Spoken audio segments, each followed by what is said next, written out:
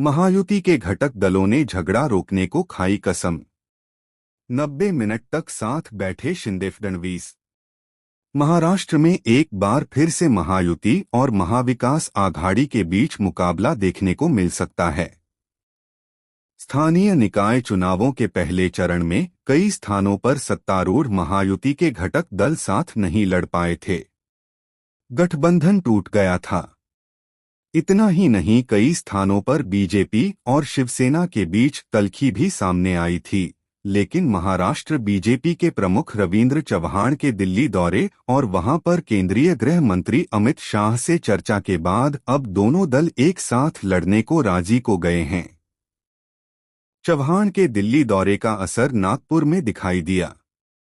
मुख्यमंत्री देवेंद्र फडणवीस और deputy CM Eknath Shinde के बीच 90 मिनट की मंत्रणा हुई। ऐसा माना जा रहा है कि विपक्ष को पटखनी देने के लिए महायुति के तीनों प्रमुख दल एक साथ ही लड़ेंगे। स्थानीय निकाय के चुनावों में मुंबई बीएसपी के साथ इससे लगे नगर निगमों के चुनाव काफी अहम माने जा रहे हैं। मीटिंग के बाद क्या बोले शिंदे? मुख्यमंत्री से मीटिंग के साथ एकनाथ शिंदे ने कहा कि हम महायुति के तौर पर चुनाव लड़ेंगे, डेवलपमेंट के एजेंडे पर लड़ेंगे। उन्होंने कहा कि पिछले 3.5 साल में सरकार के डेवलपमेंट के काम उनके कैंपेन का आधार होंगे। शिंदे के इस ऐलान के बाद एनवीए और महायुति में टक्कर होने की उम्मीद बंध गई है। हालांकि कांग्रेस क्या ठाकरे ब्रदर्स के साथ आने पर एनवीए में रहेगी, अभी यह सरप्राइज बना हुआ है। राजनीतिक विश्लेषकों का कहना है कि महाराष्ट्र में कांग्रेस के पास विकल्प काफी सीमित हैं।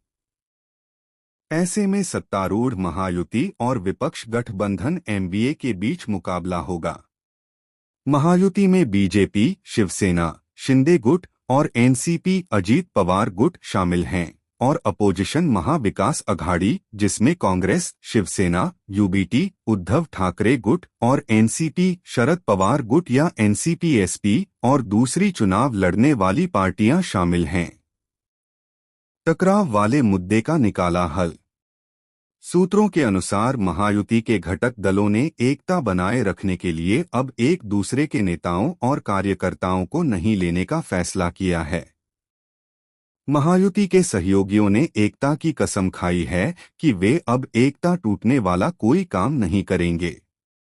शिवसेना के अनुसार दोनों पार्टियों ने महायुति के तौर पर मिलकर सिविक चुनाव लड़ने पर चर्चा की। दोनों पक्ष इस बात पर भी सहमत हुए हैं कि बीजेपी और शिवसेना के कार्यकर्ताओं को पाला बदलने की इजाजत नहीं दी जाएगी। पहले इसी मुद्दे को लेकर महायुति में घमासान मच गया था। महाराष्ट्र में स्थानीय निकाय चुनावों के पहले चरण के नतीजे 21 दिसंबर को घोषित होंगे। इससे पहले निकाय चुनावों के अगले चरण के चुनावों का ऐलान हो सकता है।